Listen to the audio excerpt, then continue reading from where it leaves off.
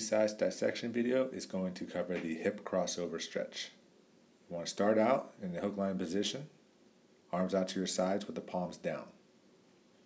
You're going to take the outside of your left ankle and cross over to your right knee, and then rotate your lower body all the way down to the floor.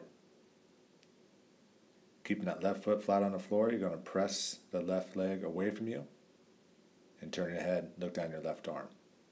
Hold this position for 1 minute.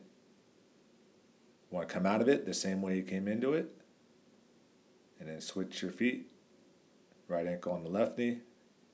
Rotate the lower body down to the left. Keep that right foot flat on the floor as you press the right knee away from your body. Turn your head to the right. And again, you want to come out of it the same way you came into it. A common error when doing the hip crossover stretch is not keeping the foot on the floor in line with the hip. What we'll see a lot of clients do is move the foot towards the midline of the body and then rotate the lower body down to the floor.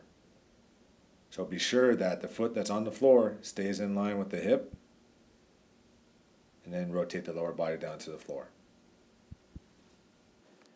Another common error with the hip crossover stretch is coming out of the exercise incorrectly. You want to make sure the ankle stays on the knee as you come up. Don't let the ankle come off the knee and then rotate your legs back up to the starting point. You want to make sure when you come out of it, the ankle stays on the knee, and you come out of it the way you came into it. Another important part of the hip crossover stretch is your hand and arm position. If your menu calls for it, you want to make sure your palms are placed flat on the floor and you spread your fingers out nice and wide. Gently keep those palms pressed flat to the floor throughout the entire e-cise. If your menu calls for you to do the hip crossover stretch with the palms up, again, you want to try to keep your arms directly out to your sides, spread your fingers out nice and wide, and keep the palms up towards the ceiling throughout the e-cise.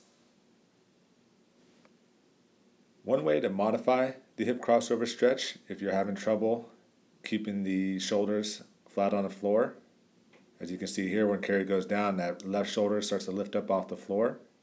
If this happens, what you can do is you can try to pull the shoulder down to the floor. If that doesn't work, try lowering your arm to allow that shoulder to settle towards the floor. As that shoulder relaxes, you can then start to move your arm back up to shoulder level. A couple things you want to pay attention to once your legs are down on the floor is first making sure that the knee, in this case the left knee, is all the way on the floor. Alright, that left leg should be completely relaxed on the floor. And number two is the foot that's crossed over the ankle should stay flat on the floor the entire time. You don't want to let it lift up off the floor. You want to keep that foot flat on the floor as you press the right knee away. The primary purpose of the hip crossover stretch is to promote some rotation in the hip as well as the spine. This helps to strengthen and balance out your hip, pelvis, and lower back. Plus, when doing this with the palms down, this exercise can also help to strengthen and reposition the shoulder and the scapula.